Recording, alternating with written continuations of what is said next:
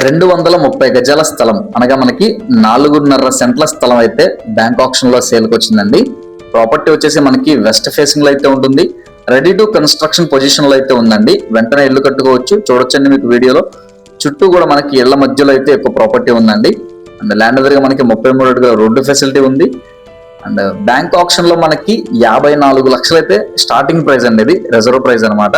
And option last date వచ్చేసి మనకి September 2వ తారీఖు అండి. ఒక ఆప్షన్ లాస్ట్ డేట్ అనమాట.